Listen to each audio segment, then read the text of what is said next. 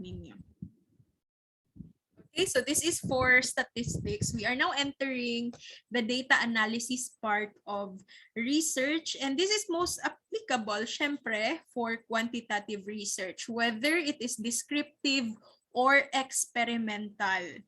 Let's just have a separate discussion for the qualitative research since we only have one quali research here. The rest will be using statistics for data analysis. So for this evening, we will just have a little review of what statistics is, the basic principles of statistics, the types of data that we can gather, and we will start with descriptive statistics. When you say statistics class, this is syempre a branch of mathematics that focuses on the collection of data. After collecting our data, we will be organizing it, we will be arranging it systematically, and we will be presenting it.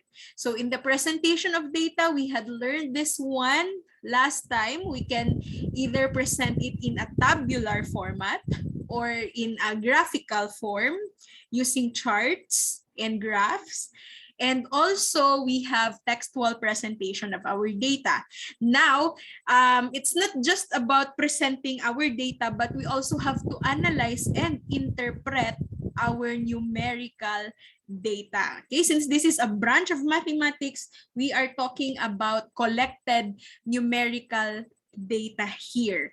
We have to analyze and interpret this numerical data in order for us to arrive into a decision, or we can make our inferences or conclusions. So for statistics, this involves again collecting of data. Some of you will be doing interview, but most of you will be using questionnaires. So I hope you are done with the validation phase of your questionnaires now. And then there are also groups here that will be doing experimentations inside the laboratory. Others will be using observation or documentary analysis for the collection of data. Now I had also discussed this one, presentation of data. You have to arrange your data logically that the readers may understand it very well. So in one glance or even in one reading, they can comprehend your numerical data. So we have here again tabular presentation, graphical presentation, and textual presentation. Now here comes the analysis, wherein we are going to describe the properties or the characteristics of our collected data. So again, in the analysis part, we will be describing our collected data in terms of their characteristics or their behaviors or their properties, or whether they have relationship. Remember, in our research, we may have two or more variables. So we are going to determine whether a relationship exists within this or between this variables. So that's analysis of data. And also we will be doing interpretation of data, wherein we will be giving explanation for the meaning of the statistical finding so that we can make our conclusions and inferences. So the things that I'll be teaching you starting today up to finals will be about both analysis and interpretation of our data. So that's what statistics is. And then categories of statistics, I will also give you a review of this.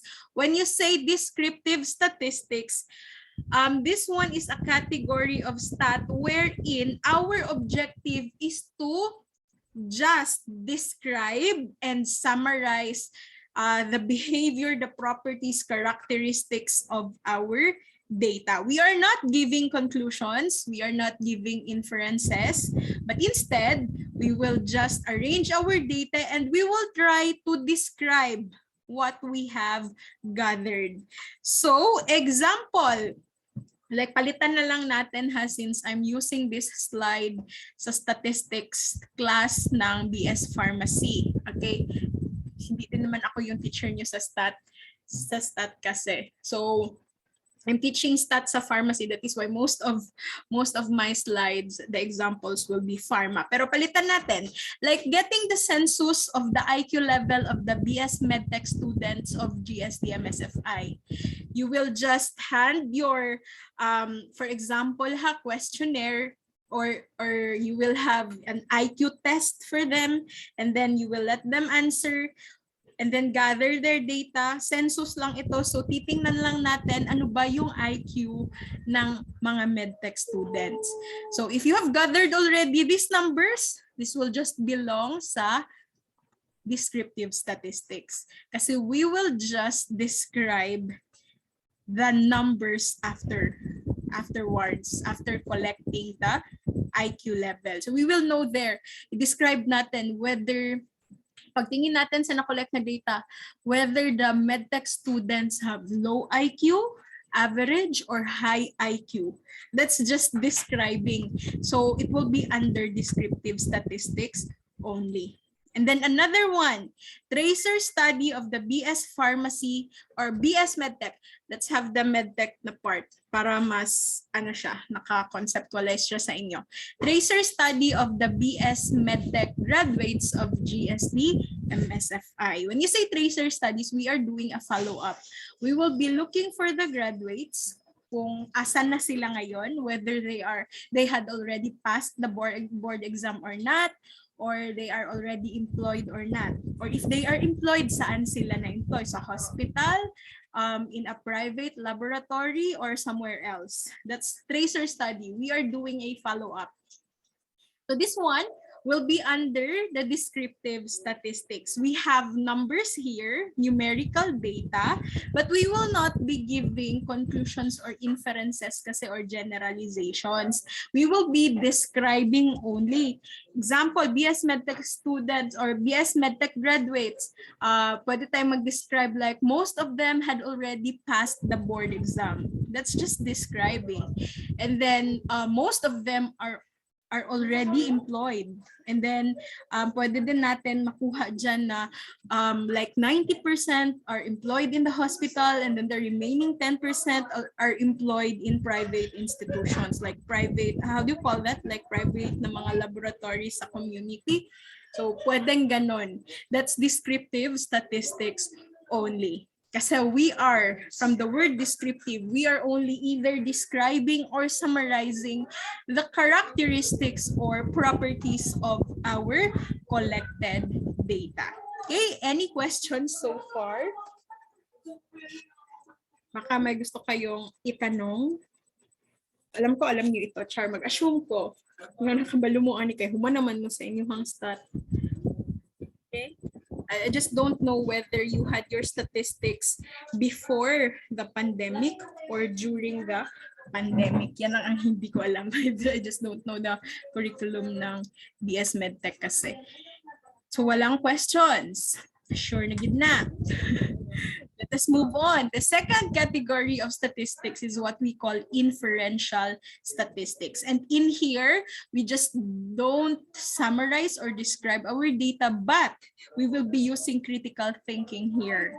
We will be using critical judgment or mathematical methods to analyze the organized data. Okay, we will be analyzing the data, and then afterwards, we will be drawing conclusions or inferences. And this is the category of statistics wherein we will be doing hypothesis testing. Now look at your research. Qualitative research don't have hypothesis. Tingnan nyo yung study nila, Mr. Pabalolot, wala silang hypothesis. So definitely, they will not be doing any form of statistical testing. How about the other groups? I just don't know. I cannot memorize your research. Pero look at your study. If you have hypothesis there, then we will do hypothesis testing, and automatically we will be doing inferential statistics. Okay? Kasi magpa-predict tayo. Sasagutin natin yung statement of the problem, especially the inferential part there. So example, comparing the effectiveness of two drugs. Like you have one drug already out in the market, like for hypertension, and then here it comes, meron tayong yung plant material na gusto nating i-test for that certain action. So at the end kasi, magkakandak tayo ng experiment, but at the end, we have to give our conclusion kung ano ba yung mas effective. The one that is already existing in the market or the new one. Okay? That is also true sa mga studies ninyo ngayon na experimental. Just like sa previous na batch, they have the serum separator gel alternative. Meron tayong existing na serum separator gel and they made a new one using cassava starch.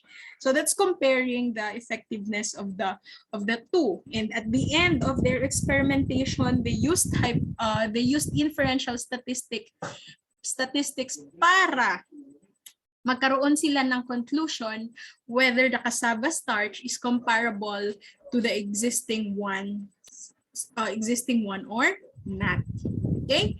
Next, predicting the academic performance of the BS Medtech students and the factors affecting it. So this is not just applicable for experimental studies.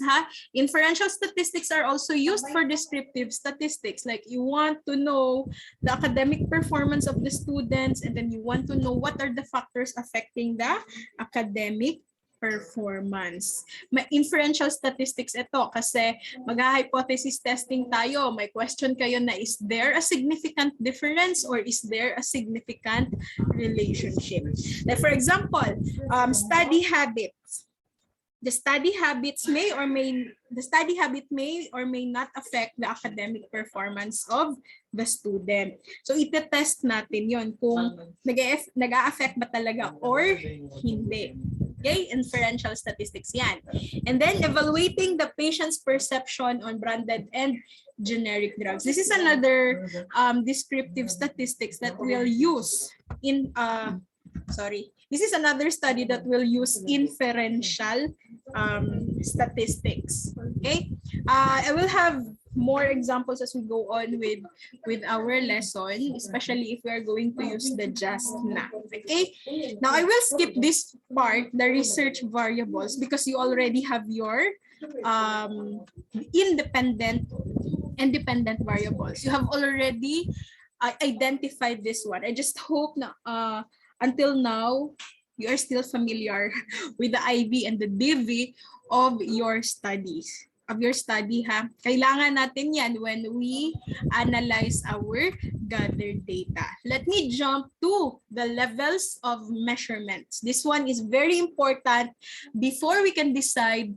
what statistical tool are we going to use. So let's have a review. Ano yung mga data types natin? We have 4 types only. The ratio and the interval scale. Sometimes they are separated, but for just yung ratio and interval scale, isa lang sila. I will show you that one later. And then we have the ordinal scale, also known as the ordered categorical data, and the nominal scale or the categorical data. Okay, let's have a review of them one by one. Let's start with the nominal scale. When you say nominal scale, we don't have numerical data or numerical value here. Other name for nominal scale is categorical scales or data. Again, we don't have numerical data. Instead, categories lang. So makikita nyo yan sa questionnaire ninyo, especially yung mga descriptive na research class. You can see this one in your questionnaire, especially in the demographic profile.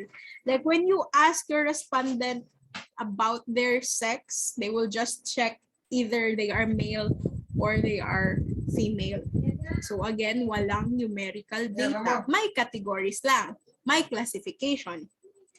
Or if you are going to other type of demographic profile like employment status, Tatanungin nyo lang naman either they work full-time or part-time in that institution or whether they are unemployed.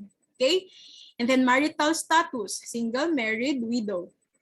No numerical value. Instead, there is a category or there are categories here. Anong tawag dyan? Nominal scale.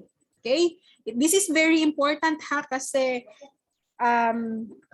marami tayong statistical tool that is not applicable for nominal scale na data. Kailangan ma-determine nyo muna ano yung type of data na mako-collect nyo. And then we have the so-called ordinal scale. Okay, ordinal scale. Now for ordinal, what you have to take note of this is pag si nominal category, so ordinal naman, meron siyang ranking. Meron tayong numerical data here for the ordinal scale, but they are not really like true values or true numerical data like the ones we can collect from doing experiment. So may mga true values doon. Ito, we just use numerical value to represent something, to represent a certain rank, okay, or ranking. So example of an ordinal data is when we use the Likert scale, like 5, 4, 3, 2, 1. 1 is like strongly disagree, and then 5 is strongly agree. Or meron din yung always, sometimes, never, oftentimes, meron mga ganon. So may mga verbal interpretations sila, pero there are numerical values being used to represent these verbal interpretations. So another example is like we have this one, -2 if it's markedly worse, -1 if it's a bit worse, 0 about the same, +1 a bit better, and +2 markedly better. So look at your questionnaires. Look at your questionnaires if you use 1, 2, 3, 4, 5 or any other numbers. 1, 2, 3, 4 lang ba? Or 1, 2, 3, 4, 5? That's a Likert scale. Likert scale is 5 or more ha. 5 na pagpipilian nila or more. If you just use a questionnaire na hanggang 4, we don't call it Likert scale. We call it Likert type scale. Likert type lang kasi para siyang Likert, pero Likert is 5 or more kasi. Please take note of that. So anong tawag dyan? Ordinal scale of data. Okay? Kailangan nyo din yun siya malaman kasi we also have applicable statistical tools na pwedeng gamitin if your data is an ordinal data. And then we have the interval scale. The interval scale class, from the name itself, interval, we have here numerical measurements, numerical value na merong constant intervals between successive values. So they are continuous and they are real numbers, okay? They are real numbers when you say interval scale. And these are numbers mostly generated during experimentation in the laboratory. However, interval scale does not really have true 0 points. I will discuss that later. Ano bang ibig sabihin ng wala siyang true 0 point? But what are the examples of an interval scale? Weight, length, timing or time of death, time of like paralysis, concentration, pressure, blood sugar, measure nyo, yung pH ng blood or pH ng ihi, sa sa clinical chemistry, ano yan, clean chem, tawag doon. Yung nagme-measure kayo ng ion level, kung gaano karami ang sodium, potassium, and so on. These are true numbers and they are generated inside the laboratory. They may be called interval scale. Pero itong sinasabi na wala siyang true 0. We have here an example.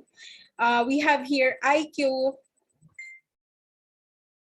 IQ test, okay, yielding scores ranging from 0 to 200. So example, this one is applicable for psych, no? Psych, ito na study. Nagpa-test kayo for IQ, tapos pagkatapos nag-collect tayo ng data.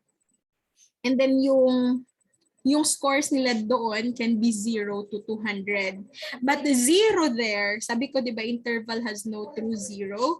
Yung 0 there does not mean na walang intelligence yung person. 0 lang talaga yung lowest score na pwedeng makuha.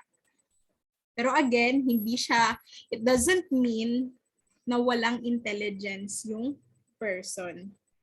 And 200 yung highest dyan, and yung 200 dyan doesn't mean na as in, ito na talaga yung ultimate intelligence. No, it's just the highest score that they can possibly get.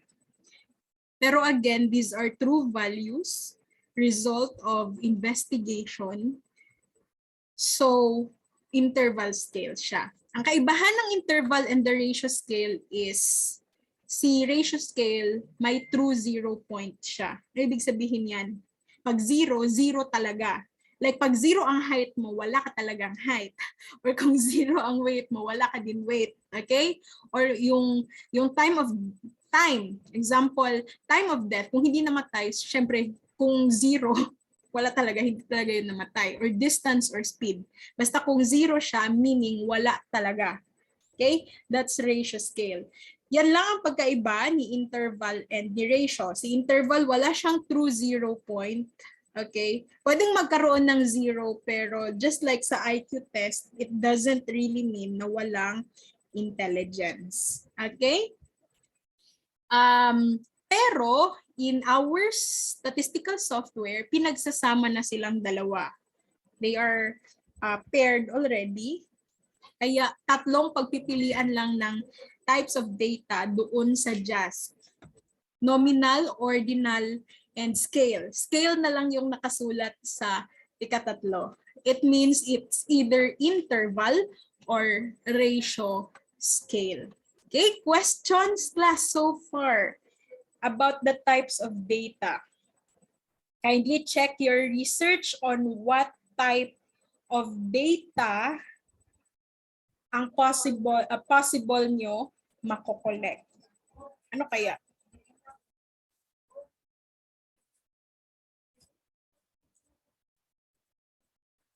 Asa mahulog ang agree or disagree? Di ba may number yan siya? Or magpili lang sila, agree or disagree? Or duha lang yun na siya? Or naa pa siya uban? Ano ba? Ay, duha lang dyan siya. Agree or disagree. So, 1 and 2 lang na siya. Di mag, palihog daw ko gano'n. Pasa sa inyong questionnaire. I cannot decide if I cannot see your questionnaire man. Ano sabi na siya? Kanang naamoy mga sentences. This is for the level of knowledge. Tama? Like, naamoy sentence dito tapos either they will check mag-agree sila or nag-disagree sila. Ano? Level of knowledge na, no?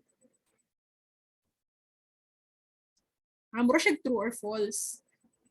Mura siya true or false, but at the end, di ba, i-collect nyo yung tamang sagot nila. Kung tahay na amoy 10 ka sentences, tapos at the end, i-collect ninyo, out of 10, pila ilang tama.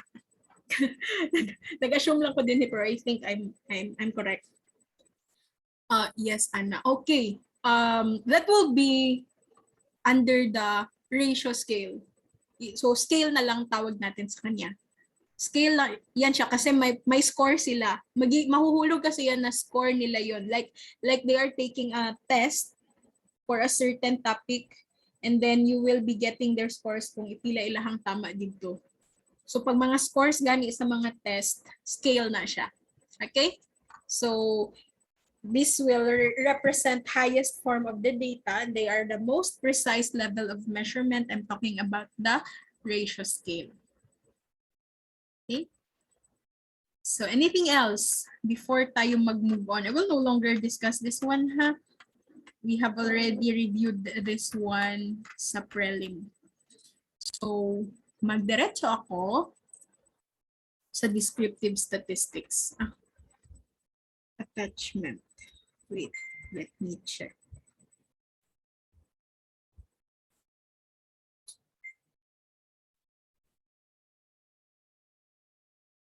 Saan na to?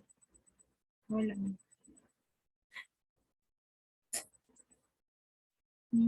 Final questionnaire. Let's see. Siyempre, ang first part, you have there the demographic profile. This will be nominal data. Okay? Nominal data. And then, assessment of vaccine knowledge, agree and disagree. Nagkakasin yung question, ay mali isang answeran eh. I think at the end of this one, may tamang answer ito, diba? Anong tamang answer nito? COVID-19 vaccines are manufactured by different pharmaceutical companies. Like, if they agree, tama ilang answer. Ana? Okay.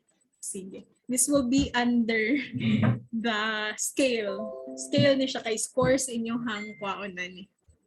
Okay? Scales ni. Assessment of vaccine compliance. But this one, strongly agree, disagree, agree, strongly agree. Likert type scale itong last one, assessment of vaccine compliance. You will be getting the mean here per respondent. Though this one is an ordinal data, kung isa lang kasi siya, isa-isa lang, like number 1, ang answer niya ay 3. Supposedly, ordinal data ito. Pero if you are going to get the mean afterwards, like ito total nyo lahat ng sagot nila from 1 to 6, and you get the mean, mahuhulog itong scale na data. Interval na data. Interval scale. Okay, so you will have nominal scale for your demographic profile and lahat ng makokollect nyo na data interval. The rest, okay? Sige. So yung iba, hindi ko na alam. Hindi ko alam ang research ninyo, hindi ko memorize. Okay? But if you have questions, you can always ask if gusto nyong i-clarify yon. Diba si naglibog mo din haon sa jud ba inyong data? Tumaga mag-experiment class, automatic ha scale na inyong inyong makuha na data. Okay, so let's start with descriptive statistics. Again, descriptive statistics is just simply describing or summarizing the properties, behaviors, or characteristics of your data. Now, the first statistical tool for descriptive statistics is what you call frequency distribution. Always itong ina-ask during the defense. And I don't know if this one is being asked sa proposal defense, kung ano yung gagamitin na statistical tool for question number 1. What is the demographic profile of the respondents? Ito yun, frequency distribution. Okay? So anong mukha ng frequency distribution? This is just a table wherein we will going to organize the different categories of your data, and we will group them together, and then magkakaroon tayo ng scores. Okay? So paano siya ginagawa? We have here set of scores, 9, 8, 9, and so on. I think this one is 30 all in all. And then we will be making a frequency distribution table. Paki-disregard ito, this is using SPSS. We don't have SPSS ngayon. Kasi di ba may bayad siya. So mag-JASP tayo, paki-open ng JASP. Ninyo dyan. Mag-open din ako. Minsan matagal yan mag-open. Let us be patient. Paki-open ng JASP ninyo. Let me just see whether I can do this sa JASP. Ay, matagal talaga siya mag-open. Let's wait. Sana in-open ko na lang pala siya kanina.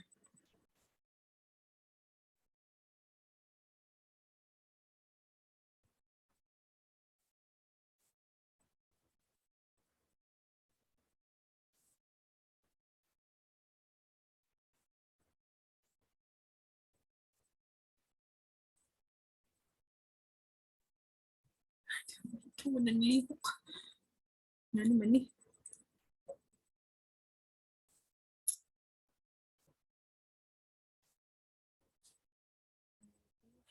Frequency distribution table.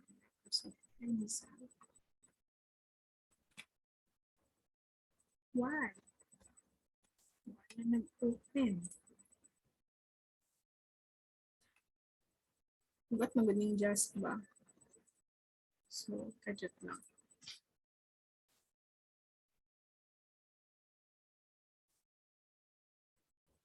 Sige, let's wait. Please open yours also, and then please also open a Microsoft Excel. Okay, step by step yun na to niya.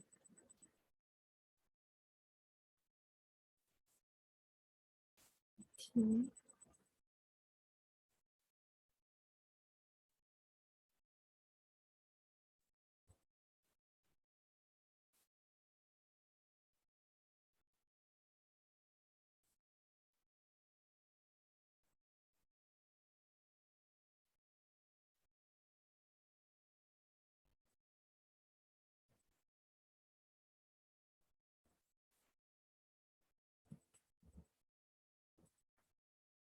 Ayan, nag-open na siya.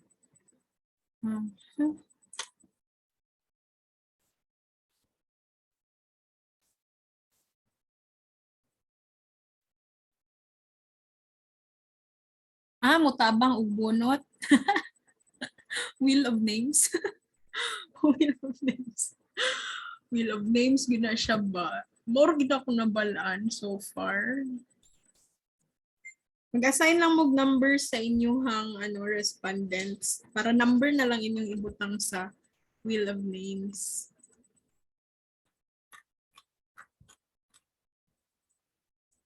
Okay lang.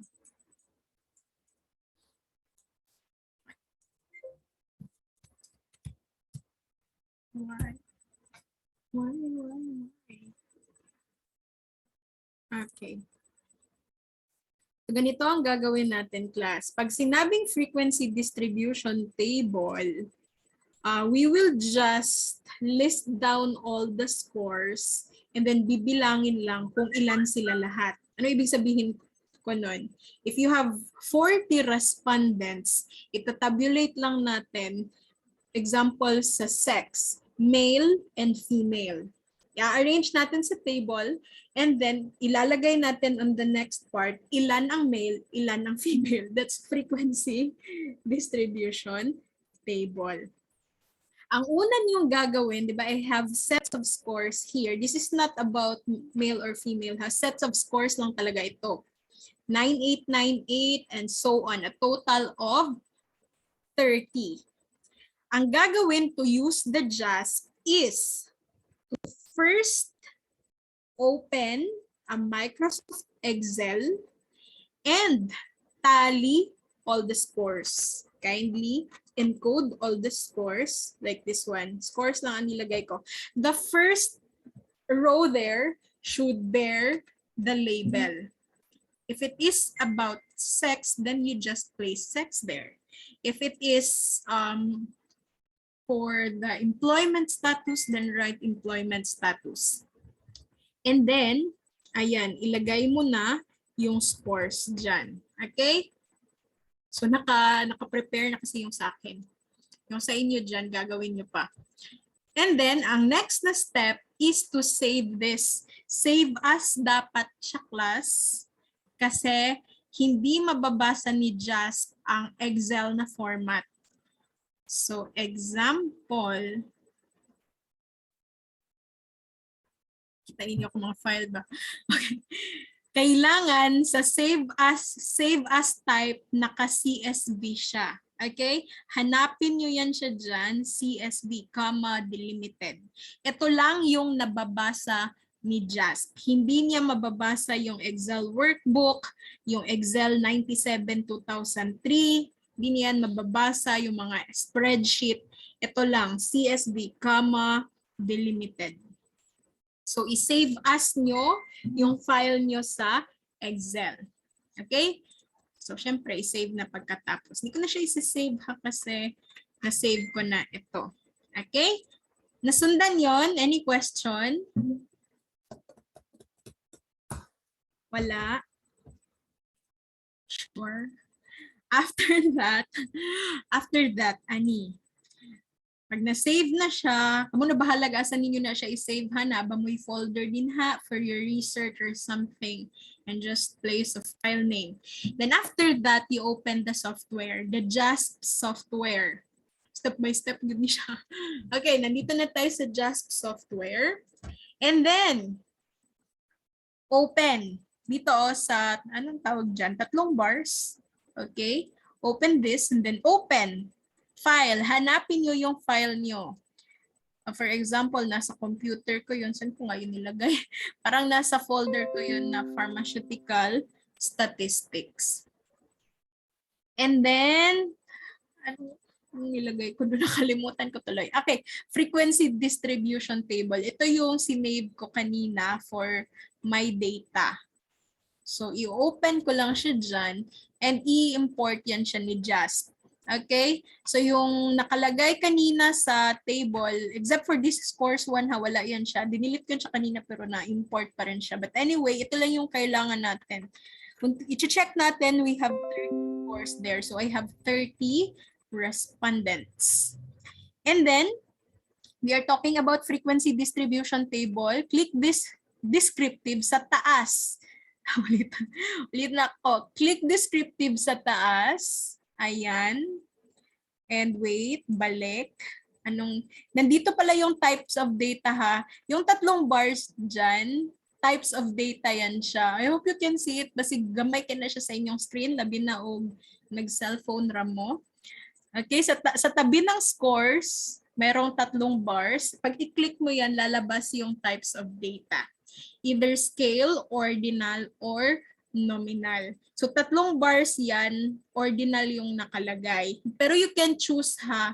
Example lang, nominal yung data ko. Though hindi naman talaga yan nominal, pero example yan. Example lang. So, mapapalitan siya ng 3 bilog. Yan yung representation for the nominal type of data.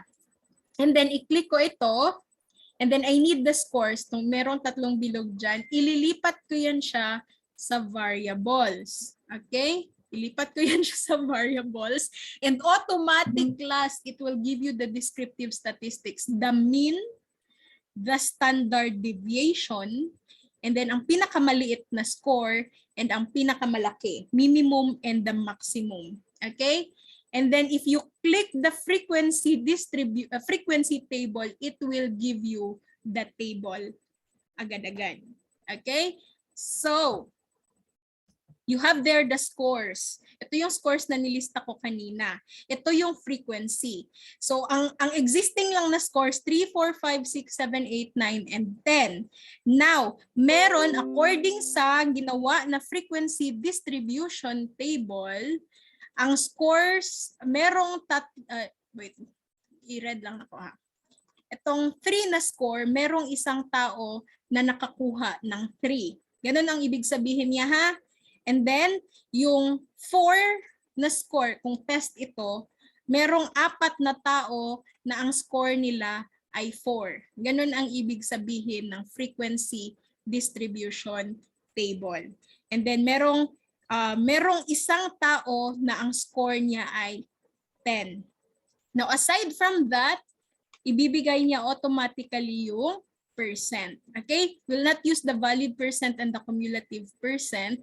Sa research, you can just get the percent. So, 3% of the total respondent got a score of 3. Ganun ang ibig sabihin niya ha? Or 20% of the total respondents got the score of 7. Okay? Yan yung frequency distribution table.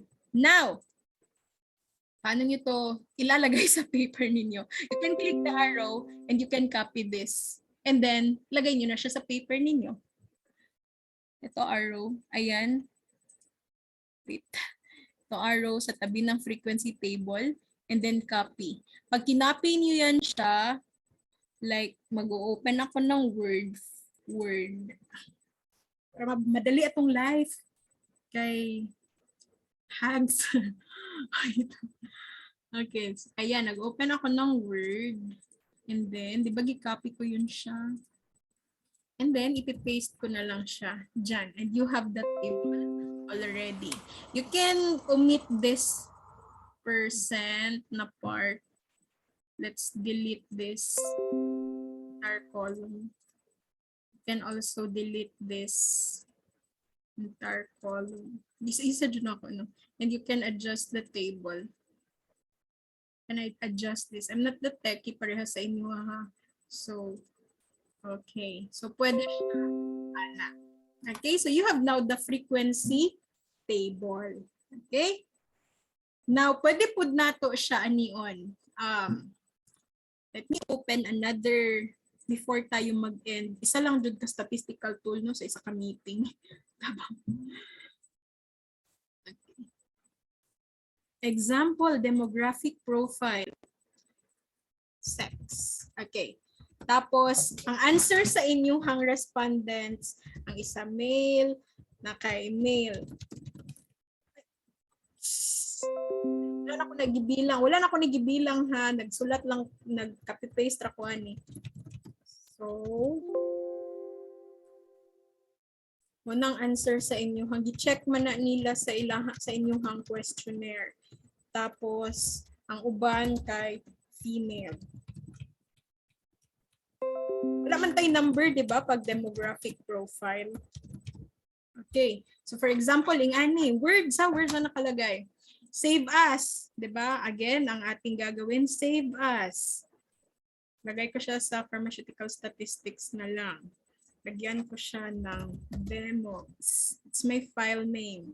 And then, again, choose the, nalibat ako, asa na ang CSV. Ayan, CSV, delimited. And then, save. Okay? Yes. Next, balikan natin si Jasp. X ko lang ito ha. Tapos, open. Recent file. Ay, hindi pala yung recent file kasi bagong file yun siya. Ilagay ko yun siya sa pharmaceutical statistics na folder. Ayan, demogs. And then I will open this. Ay, kajot. Kaya na day naka-open.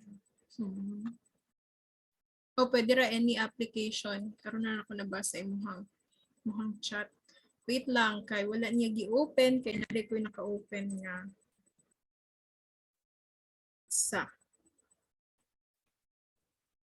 So, mag-open ko another just. Time na. Tapos notification mag-open. Ay, ayan na siya.